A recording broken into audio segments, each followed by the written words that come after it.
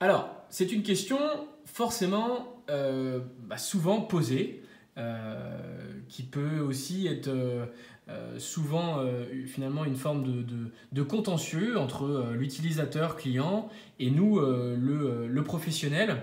Mais bon, voilà, c'est une question forcément que vous vous posez et nécessairement à juste titre. Alors, la question, elle est simple, c'est que voilà, j'ai un intérieur dans mon poêle qui se détériore. Qu'est-ce que je dois faire? Alors, eh bien, ça tombe très bien. Parce que ici, on est sur un poêle à bois Viva 160 provenant de la marque danoise Rise. On est chez moi. C'est un poêle qui a été installé en mars 2018. Nous sommes en avril 2020 au moment de la vidéo.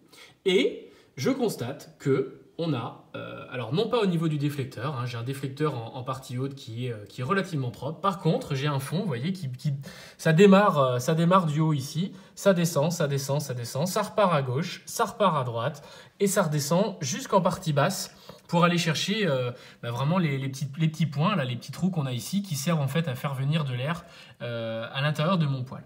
Eh ben, ça tombe très bien, donc effectivement, parce que finalement, j'ai un intérieur qui est fissuré au niveau de cette vermiculite. Alors, la fonction de l'intérieur du poêle, donc que ce soit de la vermiculite, de l'argile, de la fonte, de l'acier, des chamottes réfractaires, voilà un petit peu tous les matériaux qu'on peut vous proposer au niveau des marques avec lesquelles on travaille.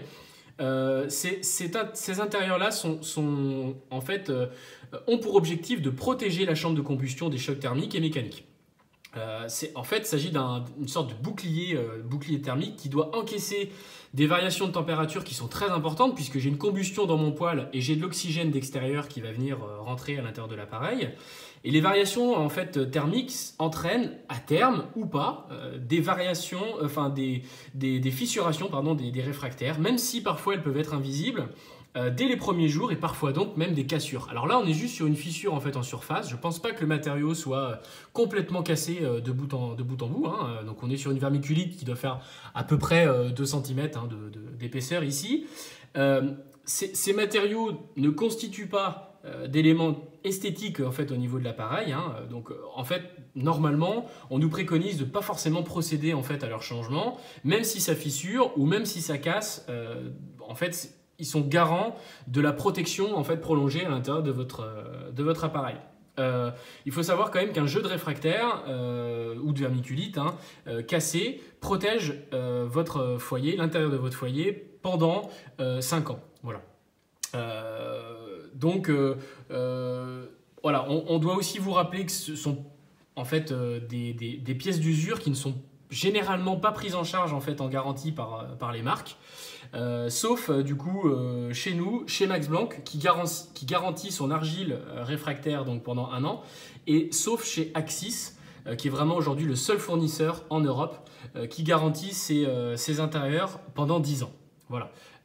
Donc notamment au niveau de la partie intérieure, sauf le déflecteur chez Axis qui n'est pas garanti. Voilà. Voilà ce que j'avais à vous dire par rapport à ça. Donc dans l'esprit, le fait que les intérieurs génèrent des fissures comme ce que vous pouvez voir ici, en soi ce n'est pas grave.